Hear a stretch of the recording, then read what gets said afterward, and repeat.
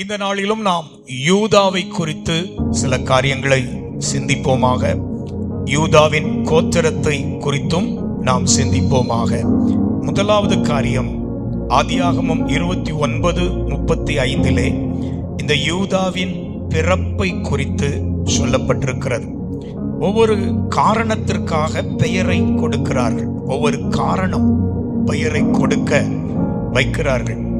அதிலே லேயாள் இந்த மகனுக்கும்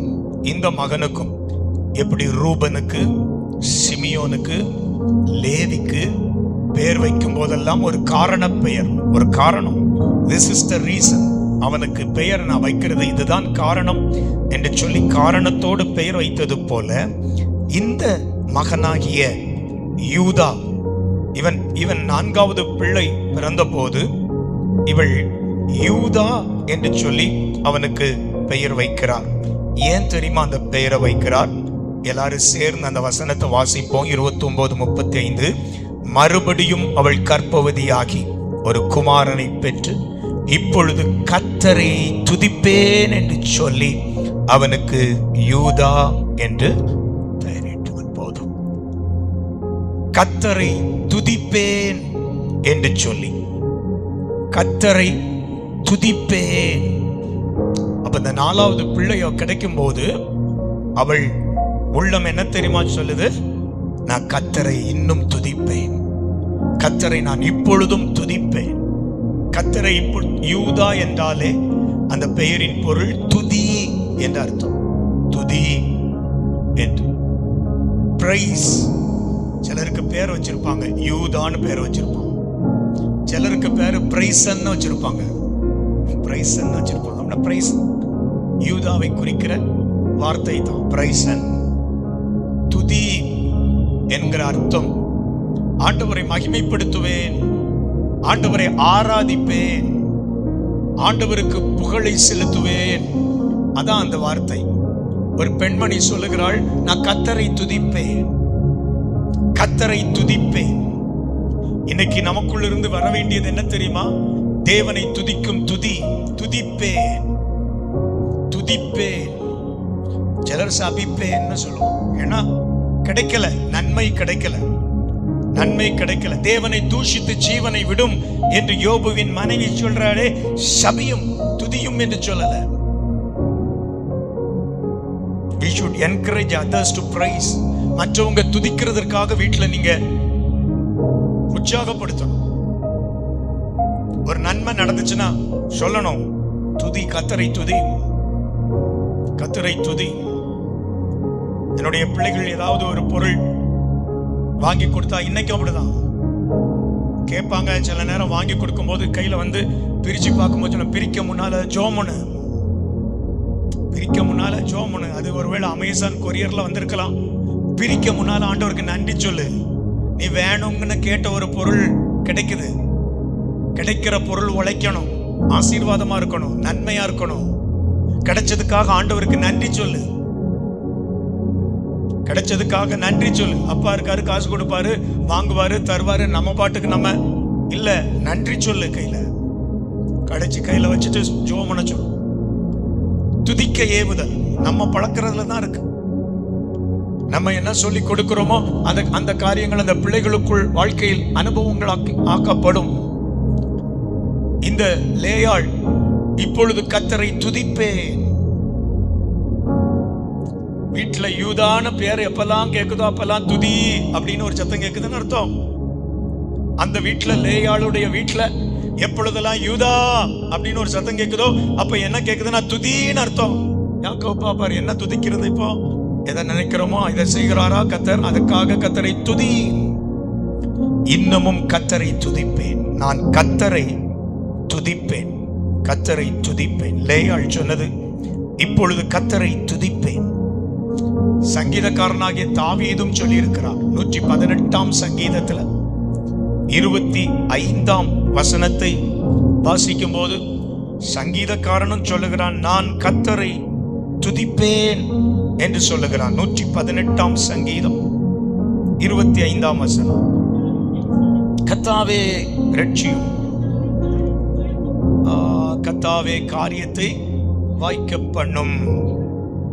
29 கடைசி வசனம். கர்த்தர் அது எங்க இருக்குது? 21 வசனம். 21 வசனம். நான் உம்மை துதிப்பேன், நான் உம்மை துதிப்பேன். தாவீது சொன்ன ஒரு வார்த்தை என்னவென்றால், நான் உம்மை துதிப்பேன். முதல் குறிப்பு நான் சொல்றேன், துதி நம்ம வாழ்க்கையில் எழும்பட்டும். துதி நம்ம வாழ்க்கையில் எழும்பட்டும். பிரைசிங். ஜெபம் பண்றது லேசு, துதிக்கிறது கஷ்டம். ஏன்னா ஜெபம் என்பது நம் தேவையில் இருந்து வருவது, துதி என்பது அவர் யார் என்று அறிவது. அப்பதான் துதிக்க முடியும். ஜெபம் என்பது நம் தேவையில் இருந்து எழுவது. எனக்கு இது தேவை ஆண்டவரே, எனக்கு தாரும் அப்பா, ஒரு வீடு கட்ட வேண்டும் அப்பா, ஒரு மாடு வாங்க வேண்டும் அப்பா. இது நம்ம தேவையில இருந்து வர்றது, எல்லாம் வரும் கட கட கட கட. துதி என்பது அவர் யார் என்பதிலிருந்து வருவது. அவரை ருசிக்காம துதிக்க முடியாது, அவரை ருசிக்காம துதிக்க முடியாது. லேயாள் சொல்லுகிறாள், நான் ருசித்தேன் துதிப்பேன். தாவீது சொல்லுகிறான், நான் கர்த்தரை துதிப்பேன். துதித்தலில் தாவீதின் துதிகள் அதிகமாய் வேதத்தில் சொல்லப்பட்டிருக்கிறது. தாவீதின் துதிகள். சில வசனங்களை நான் உங்களுக்கு சொல்லட்டுமா? 9 சங்கீதம் 1 வசனத்துல நான் எப்படி துதிப்பேன்னு அவர் சொல்றார். எப்படி தெரியுமா துதிப்பாரா? முழு இருதயத்தோடு துதிப்பேன் அப்படின்னு சொல்றார். எல்லா வசனங்களும் வாசிக்க வேண்டாம், எடுக்கலாம், நீங்க பார்க்கலாம், அதன் காரியத்தை கேட்கலாம். துதிப்பேன் என்று சொன்ன சங்கீதக்காரன் அந்த துதியின் அனுபவத்திலே அவர் சொல்லுகிற சில வார்த்தைகளை கவனியுங்கள். அவர் சொல்லுகிறார், முழு இருதயத்தோடு துதிப்பேன். அப்ப துதிங்கிறது உதட்டுல இருந்து வர்றதல்ல, இருதயத்தில இருந்து வருகிறது. முழு இருதயத்தோடு துதிப்பேன். துதிக்கு உதடு பிறப்பிடம் அல்ல, இருதயம் பிறப்பிடம். ஒருவனுடைய துதிக்கு பிறப்பிடம் உதடு அல்ல, உள்ளம். இன்னைக்கு நம்ம துதிக்கும் போது நம்முடைய உள்ளம் அவரை துதிக்கிறதா? அதுதான் துதி, அதுதான் நல்ல துதி. தேவன் விரும்புகிற, தேவன் ஏற்றுக்கொள்ளுகிற துதிகள் எதுன்னு சொன்னா, இருதயத்திலிருந்து அவரை துதிக்கிறதா, இருதயத்திலிருந்து அவரை துதிக்கிறது. மைண்டுக்கும் ஹார்ட்டுக்கும், பிரெயினுக்கும் ஹார்ட்டுக்கும் உள்ள கனெக்ஷன்ல இருந்து வெளியே வருகிறது துதி, வெளியே வருகிறது துதி. எத்தனை பேர் ரோமன் கேத்தலிக்ல இருந்து ரட்சிக்கப்பட்டு சபைக்கு வந்தீங்க? ரோமன் கேத்தலிக்ல இருந்து ரட்சிக்கப்பட்டு வந்தவங்க யாராவது இருக்கீங்களா? சரி, இருக்கீங்க, இருக்கீங்க. ஜெபமாலைன்னு ஒண்ணு வச்சிருப்பாங்க. ஜெபமாலைன்னு சொல்லி நான் சின்ன பிள்ளையில இருந்து அதை கவனிச்சிருக்கேன். சில அம்மாமாரெல்லாம் முத்தை வச்சு உருட்டி உருட்டி இருப்பாங்க. ஆனா ரோட்டப்ப வாய் பார்த்துட்டே இருப்பாங்க,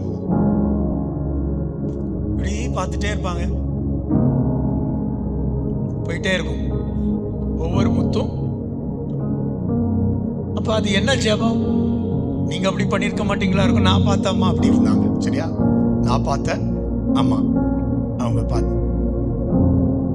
ஆண்டவர் எதிர்பார்க்கிறது இருதயம் இல்லாத துதி, அர்த்தம் இல்லாத துதி, அவர் விரும்பாத துதி. அவர் விரும்புகிற துதி என்னன்னு சொன்னா, என் முழு இருதயத்தோடு அவரை துதிப்பேன், என் முழு இருதயத்தோடு அவரை துதிப்பேன். ஆண்டவரை துதிக்கிற அனுபவத்தில் தாவீது சொல்லுகிற அனுபவம், சங்கீதக்காரன் சொல்லுகிற அனுபவம் என்னவென்றால், என் முழு இருதயத்தால. 119 சங்கீதம் 7 வசனத்தை கூட வாசித்தால், செம்மையான இருதயத்தால் உம்மை துதிப்பேன். இருதயம் மட்டும் இல்ல, முழு இருதயம் மட்டுமல்ல, with a right heart. அப்படின்னா என்னுடைய செம்மையான இருதயம்.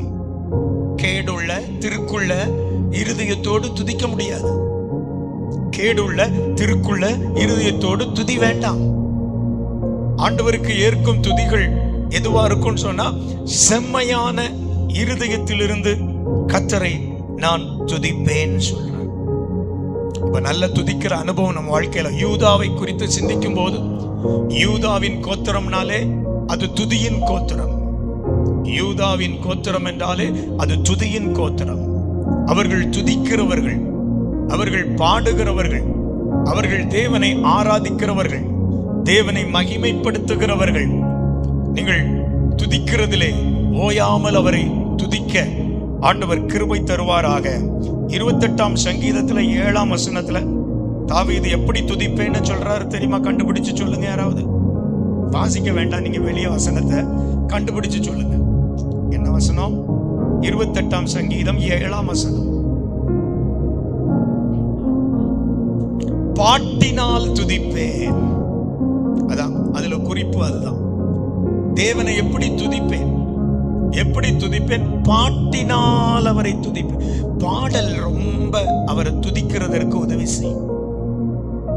பாடல் அவரை துதிக்கிறதற்கு. எனக்கு பாட்டு ரொம்ப பிடிக்கும், ஆனா பாடத்தான் முடியல. ஏன்னா அந்த பாடல் வரிகள் நமக்கு பார்த்தாலே தெரியும், இவங்க ருசிச்சு பாடுறாங்களா அல்லது செத்து போய் பாடுறாங்களான்னு தெரியும். ஆளை பார்த்தாலே தெரிஞ்சிடும். பாட்டு நடத்துறவங்க உங்களை ஆராதனை நடத்தும் போதெல்லாம் பார்த்தா தெரியும், ஆத்மா செத்து இருக்கா உயிரோடு இருக்கான்னு பார்த்தா தெரியும். சிலது சும்மா கடந்து டப்படன்னு தட்டிட்டு கிடக்கும், துள்ளிட்டு கிடக்கும். அது வேற. உண்மையான ஆத்மா உயிர் வாழுதாங்கிறத பார்க்க முடியும். இதே போல பாடும்போது எப்படி துதிப்பேன்னு அவர் சொல்றாருன்னா, சங்கீதக்காரன் என் பாட்டினால் அவரை துதிப்பேன்.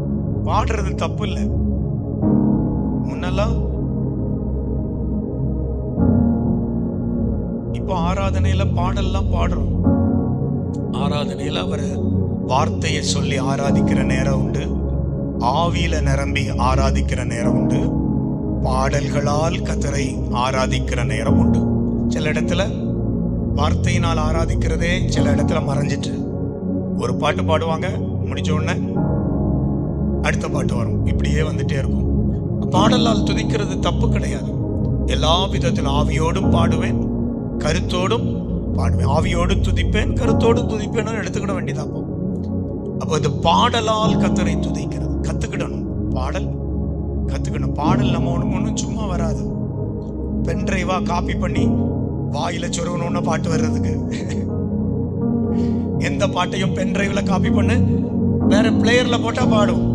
நம்ம வாயில சொருவுனா எங்க பாடும்? நம்ம போட்டு கேட்டாதான் பாடு படிக்க முடியும் பாட்டு. அப்ப நம்ம வீட்டுல ஒரு பாடல் போட்டு கேட்கறதுக்கு ஒரு வாய்ப்பு இருக்கணும். நம்ம வீட்டுல பாட்டு போட்டு கேட்கறதுக்கு ஒரு வாய்ப்பு இருக்கும். அன்னைக்கெல்லாம் கேசட் பிளேயர்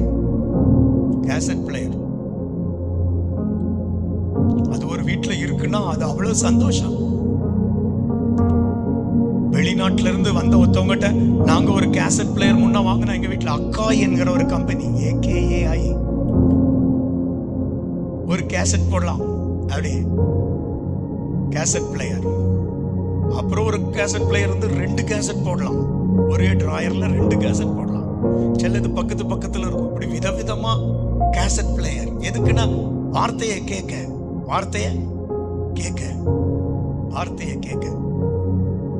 என்னுடைய மாமியார் நல்ல பாட்டு கேட்பாங்க, பெர்க்மான்ஸ் பாட்டா.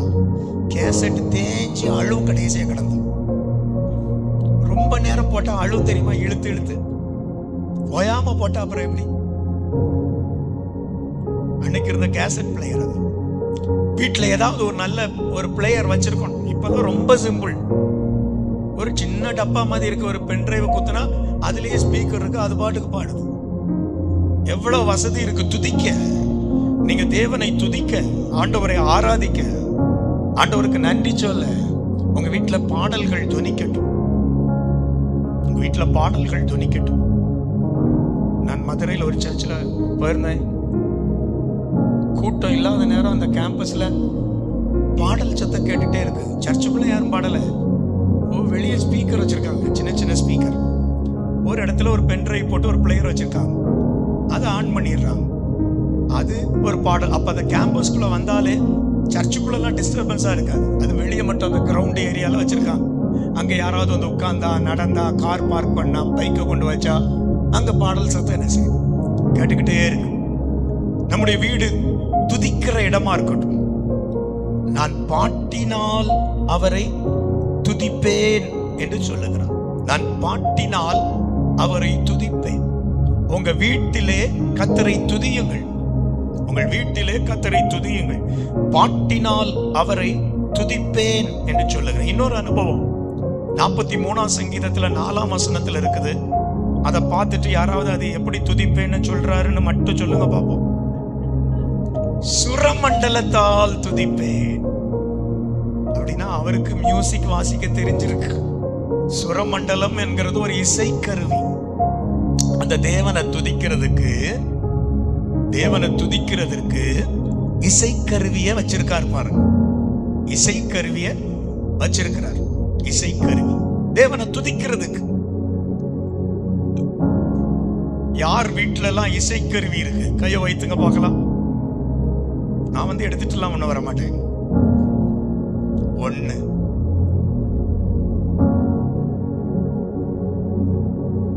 அப்போ உங்க வீட்டுல எல்லாம் இசைக்கருவி வேணும். ஒண்ணுல கொட்டு, அடுத்த வீட்டுக்கு கஷ்டமா இருக்கும்படியா இல்ல, அல்லது டாமரின், இந்த ஜால்ரா, இந்த சிங்கி வீட்டுல வச்சிருங்க. 4 பிள்ளைகள் இருந்தா 4 இசைக்கருவி வைங்க வீட்டுல. ஓசூர்ல ஒரு வீட்டுக்கு போயிருந்தோம். அன்னைக்கு நைட் அவங்க வீட்டுல ஸ்டே பண்றோம். அந்த வீட்டுல உட்கார்ந்து பாட ஆரம்பிச்சோம். ஒரு சின்ன பையன் ஒரு ஸ்டூல் மாதிரி இருந்துச்சு. இந்த மாதிரி போய் உட்கார்ந்தா, என்னடா ஜபா நடக்க போது ஸ்டூல்ல போய் உட்கார்றாங்க. அது ஸ்டூல் இல்ல, clap box. Clap box stool மாதிரி தான் இருக்கு. அதுல இப்படி தட்டுறோம், அழகா கொட்டி சத்தம் வருது. அவங்க அப்பா வாங்கி கொடுத்திருக்காரு. கப்பல்ல வேலை பார்க்காரு அவங்க அப்பா. எங்க இருந்து வாங்கினாரோ தெரியாது. பையனுக்கு கீபோர்டு வாங்கி வச்சிருக்காரு. அந்த பையனுக்கு, சின்ன பையனுக்கு சின்ன இன்ஸ்ட்ருமெண்ட் கிளாப் பாக்ஸ், புதிய கருவி. எனக்கு சூப்பரா இருந்தது. இப்பவும் அந்த பையனை பார்த்தேன்னா கிளாப் பாக்ஸ் அடிச்சதை மறக்கல. ஒரு இசைக்கருவி அவங்க வீட்டுல வாசிக்கிறான். இசைக்கருவி. நம்ம வீட்டுல இசைக்கருவிகள் வாங்கப்படணும். கீபோர்டு வாசிக்க தெரியாத காலத்துல எங்க வீட்டுல கீபோர்டு வந்துச்சு. ஒரு சின்ன கீபோர்டு, இந்த நீளம் கூட இருக்காது. இந்த நீளம் கூட இருக்காது. ஒரு அடி தான் இருக்கும். ஒரு அடி கூட இருக்காது. MT52 நினைக்கிறேன் அதுக்கு நம்பர். இது PSR SX 920 ஒரு மாடல். இது அட்வான்ஸ்டு. அது கேஷியோல ஒரு சின்னது. விரல வச்சு இப்படி தட்டி பார்ப்போம். அப்ப எங்க அப்பா என்ன தரிசனத்துல வாங்கியிருப்பாரு? இவன் ஒரு காலத்துல வாசிக்க ஆண்டவர் அவனுக்கு கிருபை கொடுப்பார் அப்படின்னு. அப்படிதான் அவர் வாங்கி கொடுத்திருப்பார். நம்முடைய வீடுகளில் இசைக்கருவிகள். நான் சுரமண்டலத்தால் அவரை துதிப்பேன். கிட்டார், வயலின், ஃப்ளூட், டாமரின், கொட்டு. நம்ம இந்த குடும்ப ஆசீர்வாத ஜெபத்துக்கு போகும்போது நான் கொஞ்சம் தள்ளிட்டு வருவேன் தெரியுமா? எல்லார் கையிலையும் ஒன்னொன்னு கொடுத்து அடிங்க அப்படின்னு. சும்மா வரக்கூடாது. ஒரு கருவி இல்லைன்னா 10 நரம்பு வீணைன்னு ஒண்ணு கையில வச்சிருக்கீங்க பாத்தீங்களா? 10 நரம்பு வீணை காட்டுங்க பார்க்கலாம் உங்க வீணைய. அதுல 9 இருந்தாலும் பரவாயில்ல, 8 இருந்தாலும் பரவாயில்ல. அடிங்க பார்க்கலாம் எப்படி வருதுன்னு பாப்போம். அப்படிதான் இசையோடு துதிப்பேன். யூதா துதி. சிலர்லாம் கை தட்டினா எங்க அம்மா வடை சுடுற மாதிரி இருக்கும். கையில கொஞ்சம் எடுத்துட்டு, ஒரு இலை எடுத்துட்டு, அதுல கொஞ்சம் எண்ணெயை தடவிட்டு, உளுந்த மாவை கொஞ்சம் எடுத்துட்டு இப்படி வச்சுட்டு மெதுவா தட்டுவாங்க. இப்படி தட்டினா வடை சதறிப்போம். சிலர் அப்படி இருந்து வடை சுட்டுட்டு இருப்பாங்க. வடைலாம் ஒண்ணு சுட வேண்டாம். நல்ல வாயும் திறக்கணும், கையும் சத்தமா கேட்கணும். ரெண்டும் ஈக்குவலா இருக்கணும். சில நேரம் கை தட்டு மட்டும் இருக்கும், வாயை மூடிட்டு இருப்பாங்க. இல்ல, ரெண்டும் ஆபரேட் ஆகணும். வாயிலும் பாட்டு, கையிலும் இசை. இசையோடு சுரமண்டலத்தால் உம்மை துதிப்பேன். நம்ம வீட்டுல துவங்கட்டும் துதி. அப்புறம் அவர் வாசல்களில் துதியோடு பிரவேசிப்பேன். ஒரு வசனத்தை 22ஆம் சங்கீதம் 22ஆம் வசனத்துல இருக்கு, சபை நடுவே உம்மை துதிப்பேன் அப்படின்னு ஒரு அனுபவத்தை சொல்றார். சபை நடுவே உம்மை துதிப்பேன். வீட்டுல துதியுங்கள். இன்னொரு அனுபவம், சபை நடுவே. ஆலயத்துக்கு வந்துட்டோமா, சிலர்லாம் பாட்டு முடிஞ்சுதானே வராங்க. சிலர்லாம் எப்போ வராங்க? பாட்டு முடிச்சு தானே வராங்க. அப்புறம் எங்க துதிக்க நேரம்? துதிக்க அப்புறம் எங்க நேரம்? துதிக்கணுமா? கூட்டம் தொடங்க முன்னால வரணும். பாடணுமா? கூட்டம் தொடங்க முன்னால வரணும். ஆராதனைய சொல்றேன், ஆராதனை காரியத்துல. மற்றபடி உள்ள ஜெபங்களில் நீங்கள் முடிந்த அளவுக்கு, நமக்கு தெரியும் 10 மணிக்கு கூட்டம் ஆரம்பிக்கும், சரி எப்படியாவது ஓடி போவோம். சில நேரம் தாமதங்கள் வரலாம். ஆனா தாமதமே உங்கள் வாழ்க்கையாய் இருக்க வேண்டாம். சபையிலே உம்மை துதிப்பேன். எங்க பாட்டிய நினைச்சு சில நேரம் சிரிப்பேன். எங்க அம்மாக்கு அம்மா சர்ச்சில் இப்படி இடத்துல தான் எங்க பாட்டி வந்து உட்காரும். நான் சின்ன பையன். எங்க வீடு சர்ச்சுக்கு கொஞ்சம் பக்கத்துல, விசுவாசிகளா தான் நாங்க இருந்தோம். எங்க பாட்டி வீடு இன்னொரு இடம் கொஞ்சம் தள்ளி. அங்க இருந்து பாட்டி பைபிளை தூக்கிட்டு கொடுக்குன்னு வரும். கையில டாமரினோட தான் வருவாங்க. சர்ச்சுக்கு வரும்போது மியூசிக்கல் இன்ஸ்ட்ருமெண்ட்டை தூக்கிட்டு வருவாங்க. சில நாள் பாட்டு முடிஞ்சு வருவாங்க. பரிதாபம், பாட்டு முடிஞ்சு வந்து என்னத்துக்கு டாமரின்? ஆனா வாஞ்ச, அவங்களுக்கு நல்ல வாஞ்ச. ஆலயத்துக்கு வரும்போது இசை கருவியோடு வரணும்னு சொல்லி டாமரினோட. நான் சொன்ன அந்த பாட்டிய சம்பவத்தால யாராவது ஊக்கப்படுங்க, டாமரினோட வாங்க அப்படின்னு அர்த்தம்.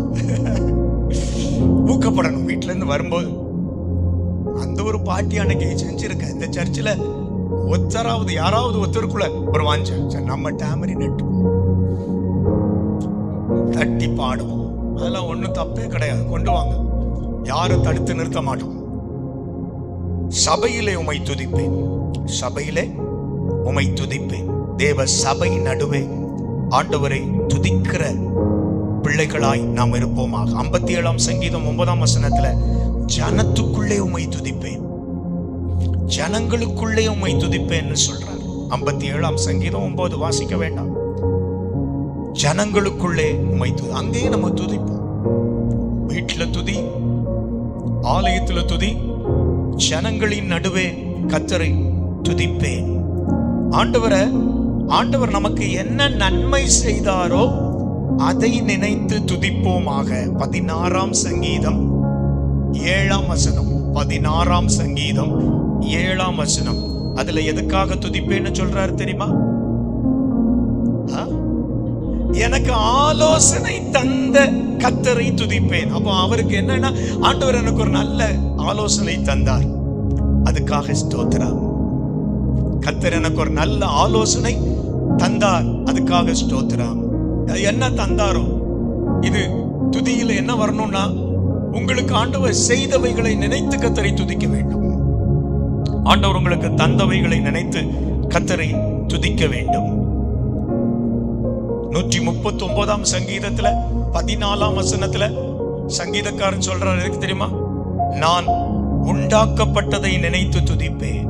பிரமிக்கத்தக்க விதமா கர்த்தர் என்ன உண்டாக்கி இருக்கிறார், அதை நினைச்சு நான் துதிப்பேன், அதை நினைத்து நான் துதிப்பேன் என்று சொல்லுகிறார். 30ஆம் சங்கீதம் 12ஆம் வசனத்துல உம்மை என்றென்றேக்கும் துதிப்பேன், உம்மை என்றென்றேக்கும் துதிப்பேன். அந்த அனுபவம் இருக்கட்டும். எப்பொழுதும் கர்த்தர் காலைல எழும்பினோன்னு ஸ்தோத்திரம் ஸ்தோத்திரம் ஸ்தோத்திரம் ஸ்தோத்திரம். காலையில எழும்பின உடனே வாயில கொஞ்சம் லிக்யூட் இருக்கும். சில நேரம் வாயில எழும்பும் போது சில நேரம் கொஞ்சம் லிக்யூட் இருக்கும், தெரியுமா? லிக்யூட், சலைவா ஒழுங்கிறாதுங்க. ஸ்தோத்திரம் பண்ண முடியாம சிலர்லாம் வச்சு ஜோம் பண்ணிட்டு இருப்பாங்க. ஏன்னா உள்ள இருக்குது. அதை போய் துப்பி ஒழுங்கா பல்லு விளக்கிட்டு வந்து தேவனை ஸ்தோத்தரியுங்கள். நான் என்றென்றைக்கும் கர்த்தரை ஸ்தோத்தரிப்பேன். ஒரு வார்த்தை கூட சொல்லுகிறேன். 146ஆம் சங்கீதம் 2ஆம் வசனத்துல நான் உயிரோடு இருக்கும் மட்டும் கர்த்தரை துதிப்பேன். நான் துதி அனுபவத்தை உங்களோட சொல்றேன். யூதானாலே துதின்னு அர்த்தம். அந்த கோத்திரத்தை குறித்து படிக்கும்போது நம்ம யூதா கோத்திரத்தை போன்ற தன்மைகள் நம்மிடத்துல இருக்கட்டும். அதுல ஒரு நல்ல தன்மை என்னன்னா துதி துதி துதி. இரண்டாவது ஒரு காரியம், இந்த யூதாவை குறித்து ஒரு சிறப்பு சொல்றேன். அது என்னவென்றால் ஆதியாகமம் 37:26-27 குறித்துக் கொள்ளுங்கள். அதுல என்ன இருக்குன்னா, இந்த யூதா தனக்கு சகோதரனை காப்பாத்துறான். தன் சகோதரனை யோசேப்பை காப்பாற்றுகிறான். எப்போ தெரியுமா? அன்னைமாரெல்லாம் ஆடு மேய்ச்சிட்டு இருக்கும் போது யோசேப்பு அப்பாவால் அனுப்பப்பட்டு பார்க்க வருகிறான். எல்லாம் கொண்டுட்டு வரும்போது, தூரத்துல வரும்போதே பார்த்துட்டாங்க யோசேப்பு வாரான். அப்போ அன்னைமாரெல்லாம் சொல்றான், டே சொப்பனக்காரன் வாரான், இன்னைக்கு உண்டு இல்லைன்னு ஆக்கிடுவோம். அப்பாட்ட இருக்கும்போது நம்ம தொட முடியல, இப்ப காட்டுக்குள்ள அவங்க அப்பா ஒன்னும் இல்லை, உண்டு இல்லைன்னு ஆக்கிடுவோம். அவ்வளவு வெறி. ஏன்னா அவன் கண்ட சொப்பனம், தாழ விழுவீர்கள், என்னை பணிவீர்கள், இதெல்லாம் அவன் கண்ட சொப்பனத்தை சொன்னா அதுக்கு அவ்வளவு எரிச்சல் அவங்களுக்கு. அப்பதான் ரூபன் ஒரு விதத்துல சொல்றான், அவனை கொல்ல வேண்டாம், குழிக்குள்ள போடுவோம் அப்படின்னு சொல்றான். அப்படி காப்பாத்துறான் ரூபன். அப்போ யூதா, நம்ம படிக்கிற இந்த யூதா எப்படி காப்பாத்துறான் தெரியுமா? அவன் குழிக்குள்ள கடந்து செத்து போயிடுவான். குழிக்குள்ள கடந்த சாப்பாடு இல்லாம செத்து போயிடுவான். அவனை நம்ம எடுத்து, இஸ்மவேலர் வர்றாங்க, வியாபாரிகள், வித்துருவோம், யார் வீட்டிலேயாவது வாழட்டு, இரத்தப்பழி நம்ம மேல வேண்டாம். யூதாவுடைய நல்ல குணத்தை பாருங்க. இன்னைக்கு யூதாவின் குணம் நமக்கு இருப்பதாக. அப்படின்னா சகோதரர்களை காப்பாற்றுகிற, மற்றவர்களை காப்பாற்றுகிற ஒரு நல்ல கிருபையை, தப்புவிக்கிற ஒரு கிருபையை கர்த்தர் நமக்கு தருவாராக. எத்தனை பேர் ஆமென் சொல்லலாம்? ஆமென். மூணாவது ஒரு குறிப்பு சொல்றேன். அது என்னவென்றால், யூதாவை குறித்து அவங்க அப்பா கடைசி காலத்துல சொல்லிட்டு போன வார்த்தை. யூதா எப்படி இருப்பான், யூதாவின் சந்ததிகள் எப்படி இருக்கும் அப்படின்னு சொல்லி அவங்க அப்பா யாக்கோபு ஆதியாகமத்தின் புஸ்தகத்துல 49ஆம் அதிகாரத்துல 8 முதல் 12 வரை உள்ள வசனங்களில 10 காரியத்தை சொல்லி இருக்கிறார் இந்த யூதாவை குறித்து. நம்ம படிக்கிறதுனால அவைகளை நான் உங்களுக்கு எடுத்து சொல்லுகிறேன். ஒண்ணு என்ன தெரியுமா? 8ஆம் வசனத்தில் இருக்கு, சகோதரரால் புகழப்படுவான். யூதாவை குறித்து அவங்க அப்பா சொல்லிட்டு செத்து போனது கடைசி காலத்துல, இவனை எல்லாரும் புகழுவாங்க.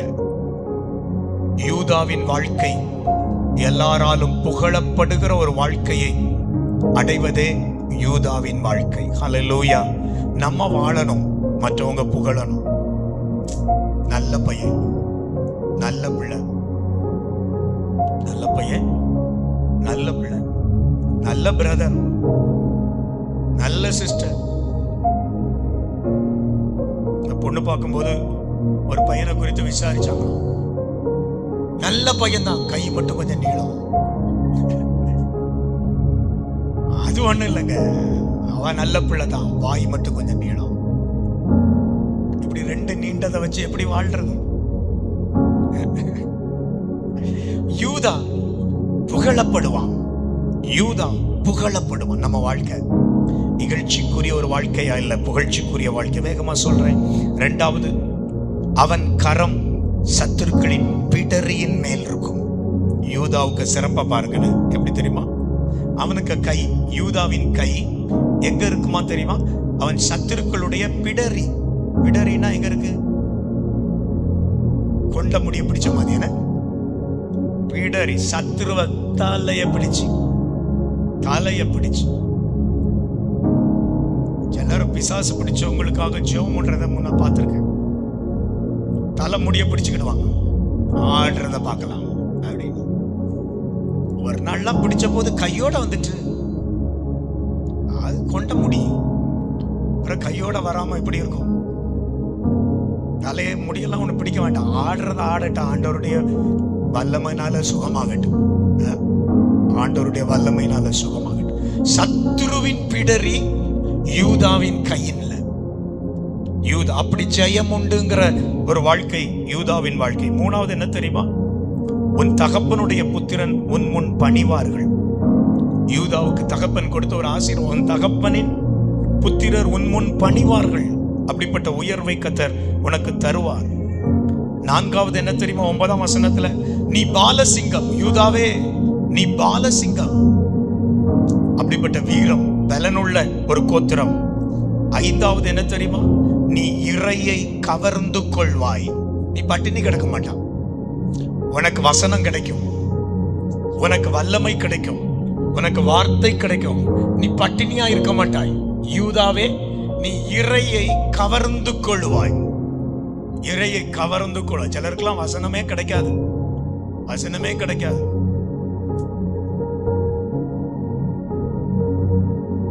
வசனமே கிடைக்காம பைபிள் எடுத்து திறந்து பார்த்துட்டு ஏதாவது ஒண்ணு கிடைக்காதான்னு இப்படி கண்ணை மூடிட்டு ஒண்ணு தொட்டுட்டு இதுதான் வசனம் நினைப்பார்கள். ஒருத்தன் அப்படிதான் தேடி எடுத்திருக்கான். எடுத்த போது அவனுக்கு வந்துச்சு, யூதாஸ் நாண்டு கொண்டு செத்தான். இந்த வசனம் போய் வந்திருக்கு பாரு, இன்னைக்கு சரியில்லை, வேற வசனம். இன்னொரு பக்கத்தில் திறப்பிட்டு சொல்றேன், நீயும் அப்படியே செய். அப்பா, இப்படி தேடினா அப்படிதான் கிடைக்கும். ஒழுங்கா வேதத்தை ஜெபத்தோடு வாசித்தா ஆண்டவர் பேசுவார்.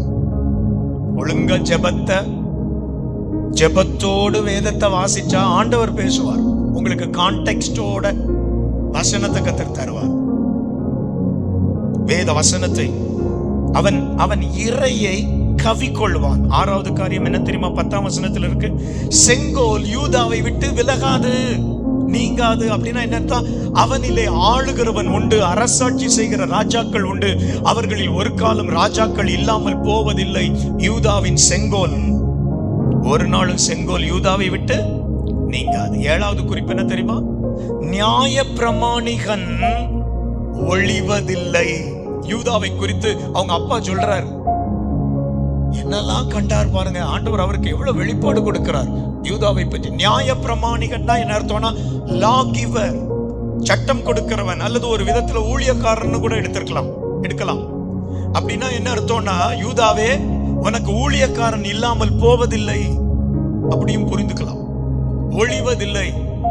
இப்ப பாஸ்டரே கிடையாது எங்க சர்ச்சைக்கு, இல்லை, வருவதில்லை.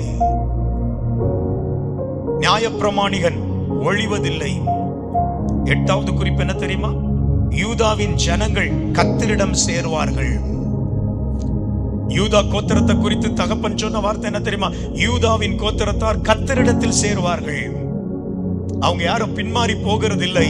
அந்த ஆசீர்வாதம் நம்ம குடும்பத்தில் இருப்பதாக, நம்ம சபையில கர்த்தர் தருவாராக. எத்தனை பேர் ஆமென்னு சொல்லுவீங்க? யூதா கோத்திரமா சபை இருக்கணும், பின்மாறி போகிறவர்களே இருக்கக்கூடாது. எல்லாரும் கர்த்தரண்டை சேர்வார்களாக. ஆமென், அல்லேலூயா. கர்த்தரண்டை சேர்வார்களாக. 11ஆம் வசனம் தெரியுமா? பாருங்க, திராட்சை செடி, அதை பற்றி அந்த வசனத்தை வாசியுங்கள்.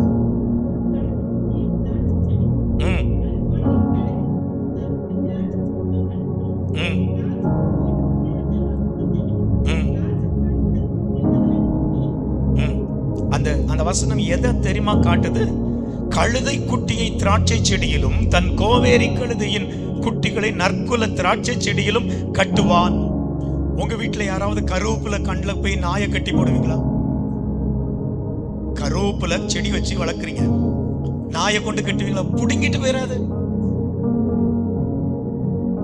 அதே இது கொஞ்சம் காட்டு செடி ஏதோ நிக்குது, அதுல மாட்டை கட்டி போடுவாங்களா? கட்டுவாங்க. அது காட்டு செடி அப்படின்னா நிறைய வளர்ந்து கிடக்கும். இதன் அர்த்தம் என்னன்னா, தேவன் அந்த தேசத்தை, யூதாவின் ஜனங்களை திராட்சை செடிகளாலும், திராட்சை குலைகளாலும், திராட்சை ரசத்தினாலும் கர்த்தர் தாராளமாய் ஆசீர்வதிப்பார்ங்கிறது அதனுடைய அர்த்தம். அல்லேலூயா. தாராளமாய் கர்த்தர் ஆசீர்வதிப்பார் என்கிறது அதனுடைய பொருள். 12ஆம் வசனம் என்ன தெரியுமா? அதே இதுல இருக்குது, திராட்சை ரசத்திலே தன் வஸ்திரத்தையும், திராட்சை பழங்களின் இரத்தத்திலே தன் அங்கியையும் தோய்ப்பான். வெளிப்படுத்தல் 7:14 படிச்சு பாத்தீங்கன்னா தெரியும். ஆட்டுக்குட்டியானவரின் இரத்தத்திலே தங்கள் அங்கிகளை தோய்த்து வெளுத்தவர்கள். திராட்சை ரசம் இரத்த வர்ணத்தில் இருக்கும். அப்படின்னா என்ன அர்த்தம்னா, திராட்சை ரசம் அவ்வளவு மிகுதி. அங்க தண்ணிப்பட்ட பாடுன்னு சொல்லுவாங்க தெரியுமா? அப்படி அங்க திராட்சை ரசம். அங்க திராட்சை ரசத்துல ட்ரெஸ் கழுவிட்டு இருக்கானா, அப்படிக்கு திராட்சை ரசம். அப்படின்னா ஓமானமா திராட்சை ரசம் அவ்வளவு அதிகமாய் அங்க கிடைக்குதுன்னு அர்த்தம். யூதாவை கர்த்தர் அவ்வளவு ஆசீர்வதிக்கிறார். 12ஆம் வசனத்துல பாருங்கள், கண்கள் திராட்சை ரசத்தால் சிவப்பு, பற்கள் பாலினால் வெண்மை. வெண்மை, சிவப்பு. யூதாவுக்கு கொடுக்கப்படுகிற ஒரு கிருபை, ஆசீர்வாதம். திராட்சரசம் சிவப்பு, பால் வெண்மை. அதனால இவன் கண் சிவப்பு, இவன் பல் வெள்ளை. அப்ப இவன்கிட்ட என்ன தன்மை வந்துட்டு தெரியுமா? சிவப்பும் வெண்மையுமான தன்மை வந்துச்சு. நீங்க உன்னத பாட்டின் புஸ்தகம் 5ஆம் அதிகாரம் 10ஆம் வசனத்துல பார்த்தா இந்த வெண்மையும் சிவப்பும் ஆனவர்னு ஒருத்தர சொல்லி இருக்கு. வெண்மையும் சிவப்பும் நம் நேசர், நம் நேசர், நம் நேசர் எப்படிப்பட்டவர் தெரியுமா? ஆத்ம நேசர், வெண்மையும் சிவப்புமானவர். அந்த சாயல் யூதாவிட்ட வந்துச்சு. அந்த சாயல் யூதாவிட்ட வந்து தேவ சாயல் தேவ பிள்ளைகளுக்குள் வருவதாக. ஹல்லேலூயா. தேவ சாயல். புலம்பலின் புஸ்தகம் 4ஆம் அதிகாரம் 7ஆம் வசனத்துல, புலம்பலின் புஸ்தகத்துல எரேமியா புலம்புகிற ஒரு காரியத்தை சொல்லும் போது, அன்னைக்கு நசரேயர்கள் தேவ ஜனங்களுக்குள் இருந்தார்களே, அந்த நசரேயர்கள் அவர்களை குறித்து புலம்பலின் புஸ்தகம் 4ஆம் அதிகாரம் 7ஆம் வசனத்துல சொல்லப்பட்டிருக்கிறது. அவருடைய நசரேயர், அதாவது யூதாவின் தேசத்தினுடைய நசரேயர் உறைந்த மழையை பார்க்கிலும் சுத்தமும், பாலை பார்க்கிலும் வெண்மையும், பவளத்தை பார்க்கிலும் சிவப்பும், இந்திர நீலத்தை பார்க்கிலும் மேன்மையாயிருந்தார்கள். அப்ப அன்னைக்கு தேவ ஜனங்கள் எப்படி இருந்திருக்காங்க தெரியுமா? வெண்மையும் சிவப்புமா இருந்திருக்காங்க. அப்படின்னு தோலை சொல்றேன்னு நினைச்சிடாதுங்க. நான் தோலை கலர சொல்லல, ஜீவியத்தின் பரிசுத்தத்தை சொல்றேன். வெண்மையும் சிவப்புமான வாழ்க்கையை அவர்கள் வாழ்ந்திருக்கிறார்கள். வெண்மையும் சிவப்புமானவர், வெண்மையும் சிவப்புமானவர். வெண்மை. 3 குறிப்புகள் சொன்னேன். வேகமா அடுத்த சிலதையும் சொல்லி ஜெபிக்கலாம் நினைக்கிறேன். 4வது குறிப்பு என்ன தெரியுமா? உபாகமம் 33:7 யூதாவை குறித்து மோசே சொல்ற வார்த்தை. யூதாவின் கோத்திரத்தை குறித்து மோசே சொல்லுகிற வார்த்தை, அவன் கை பலக்க கடவது. அந்த வசனத்தை வாசிக்கலாமா? உபாகமம் 33ஆம் அதிகாரம் 7ஆம் வசனம். யூதாவை குறித்து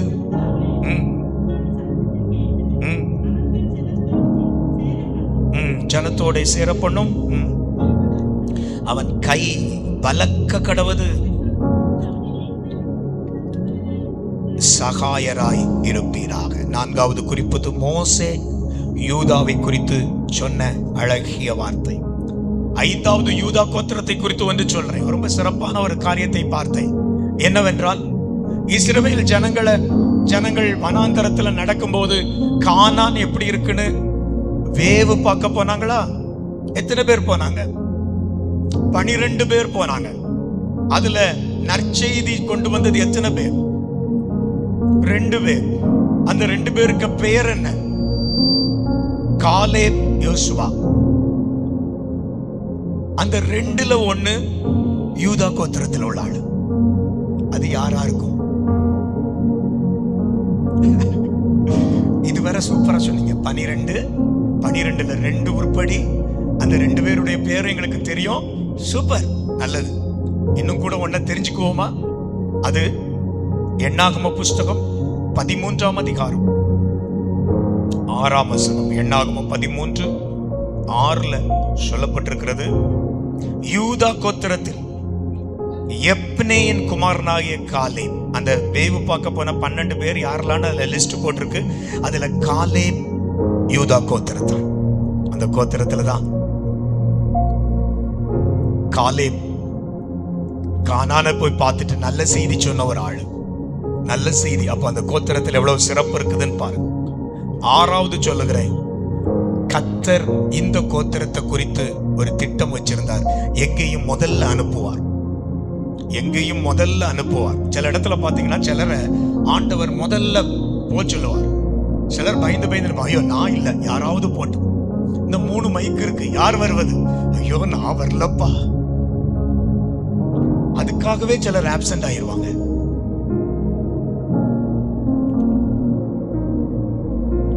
யூதாவை குறித்து தேவனுடைய திட்டம். நியாயாதிபதிகளின் புஸ்தகம் 1ஆம் அதிகாரம் 1 முதல் 4 வரை பாத்தீங்கன்னா, யோசுவாவின் காலத்துக்கு பின்னால, யோசுவா மரித்த பின்னால கானானை இன்னும் ஜெயிக்க வேண்டியது இருக்கு, கானானியரை மேற்கொள்ள வேண்டியது இருக்கு. அப்ப கேக்குறாங்க, யார் முதல்ல போறது அப்படின்னு கேட்டபோது ஆண்டவர் என்ன தெரியுமா சொன்னார்? யூதா முதலாவது போகட்டும், யூதா முதலாவது போகட்டும். நியாயாதிபதிகள் 20ஆம் அதிகாரம் 18ஆம் வசனத்துல ஒரு பிரச்சனை இஸ்ரவேலுக்குள்ளே வருது. பென்யமின் கோத்திரத்தார் கிபியோனியர் ஒரு தப்பு பண்ணிட்டாங்க. ஒரு லேவியனுடைய மறுமனையாட்டியை கெடுத்துட்டாங்க. செத்து போனாவா, துண்டு துண்டாக்கப்பட்டு அனுப்பப்படுது. பயங்கர கொந்தளிப்பு தேசத்துல. எல்லாரும் எழுப்பி வர்றாங்க, என்னன்னு கண்டுபிடிக்கிறாங்க. பென்யமின் கோத்திரத்தில் கிபியோனியர் பாவம் செஞ்சிருக்காங்க. ஆண்டவரே, யார் போய் சண்டை போடுவது? கர்த்தர் சொல்றார், யூதாவை அனுப்பும். God is sending. அப்ப யூதானா யார் தெரியுமா? தேவன் முன் அனுப்புகிறவர்கள், தேவனால் முன் அனுப்பப்படுகிறவர்கள். 7வது ஒன்றை சொல்லுகிறேன், சொல்லி ஜெபிக்க போறோம். அது என்னவென்றால், எபிரேயர்களின் நிருபம் 7ஆம் அதிகாரம் 14ஆம் வசனத்துல அந்த யூதா கோத்திரத்தின் ஒரு சிறப்பு இருக்கு. என்ன தெரியுமா? யூதா கோத்திரத்துல தான் இயேசு கிறிஸ்து பிறந்தார்.